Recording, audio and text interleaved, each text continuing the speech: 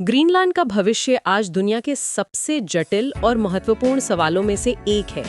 ये विशाल द्वीप जो पृथ्वी की दूसरी सबसे बड़ी बर्फ की चादर का घर है, अब 3 दशकों से लगातार बर्फ खो रहा है। लेकिन इसकी कहानी सिर्फ पिघलती बर्फ तक सीमित नहीं है। आज के समय में ग्रीनलैंड एक भू राजनीतिक चौराहे पर खड़ा है। अमेरिका, रूस और चीन जैसी महाशक्तियां इस द्वीप को लेकर बढ़ती प्रतिस्पर्धा में हैं। इसकी वजह है ग्रीनलैंड की रणनीतिक स्थिति।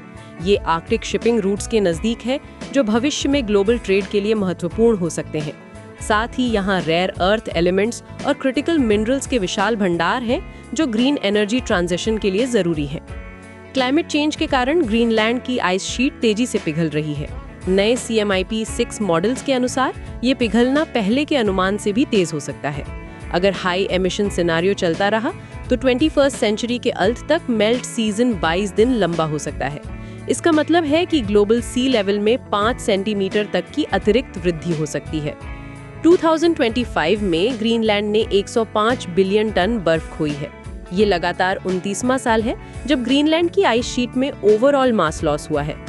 ग्रीनलैंड की इकोनॉमी में मिनरल रिसोर्सेज सेक्टर का योगदान फिलहाल केवल 1% है, लेकिन इसकी पोटेंशियल बहुत बड़ी है।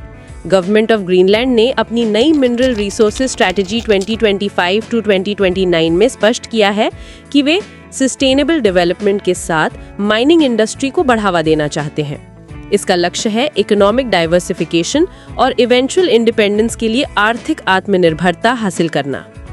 जियोपॉलिटिकल टेंशंस भी बढ़ रहे हैं। प्रेसिडेंट ट्रंप ने फिर से ग्रीनलैंड को अक्वायर करने की इच्छा जताई है, जिसे वे US नेशनल सिक्योरिटी के लिए वाइटल मानते हैं। ग्रीनलैंड में पिटूफिक स्पेस बेस है, जो मिसाइल अर्ली वार्निंग और स्पेस सर्वेलेंस के लिए महत्वपूर्ण है। ये GIU के गैप का भी हिस्सा है, जो नॉर्थ अटलांटिक में रशियन नेवल मूवमेंट्स को मॉनिटर करने के लिए स्ट्रेटेजिक है।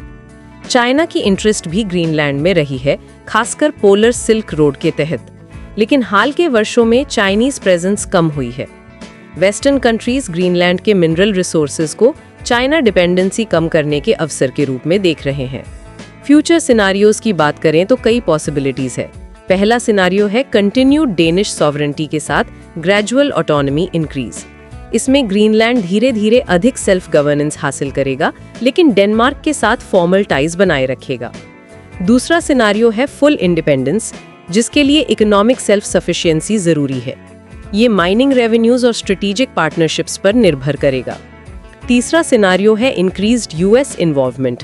अगर जियोपॉलिटिकल टेंशंस बढ़ते हैं तो अमेरिका अपनी मिलिट्री प्रेजेंस बढ़ा सकता है या इकोनॉमिक पार्टनरशिप्स के जरिए इन्फ्लुएंस बढ़ा सकता है।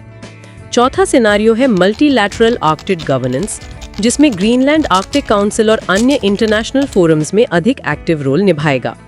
क्लाइमेट चेंज के इम्पैक्ट्स भी फ्यूचर सिनारियोज को शेप करेंगे। अगर आइस मेल्टिंग एक्सेलरेट होती है तो सी लेवल राइज ग्लोबल कंसर्न बन जाएगा।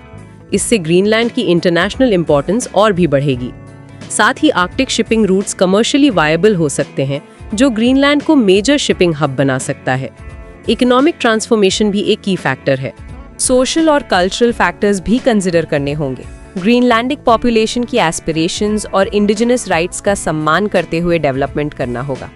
एजुकेशन और स्किल डेवलपमेंट प्रोग्राम्स से लोकल वर्कफोर्स को माइनिंग और टेक्नोलॉजी सेक्टर्स के लिए तैयार करना होगा। इंटरनेशनल कोऑपरेशन भी क्रूशल है। EU, US, कनाडा और नॉर्डिक कंट्रीज के साथ पार्टनरशिप्स ग्रीनलैंड के सस्टेनेबल डेवलपमेंट में योगदान दे सकती हैं। क्लाइमेट रिसर्च में इंटरनेशनल कोलैबोरेशन से साइंटिफिक नॉलेज बढ़ेगी और अडैप्टेशन स्ट्रैटेजीज डेवलप होंगी। ग्रीनलैंड का भविष्य इन सभी फैक्टर्स के कॉम्प्लेक्स इंटरप्ले पर निर्भर करता है। Climate change, geopolitical competition, economic opportunities और लोकल एस्पिरेशंस, ये सभी मिलकर ग्रीनलैंड के फ्यूचर ट्रैजेक्टरी को डिफाइन करेंगे। अगले दशकों में यह द्वीप ग्लोबल अफेयर्स में इंक्रीजिंगली इंपॉर्टेंट रोल निभाएगा, चाहे वो क्लाइमेट एक्शन हो, रिसोर्स सिक्योरिटी हो या आर्कटिक गवर्नेंस हो।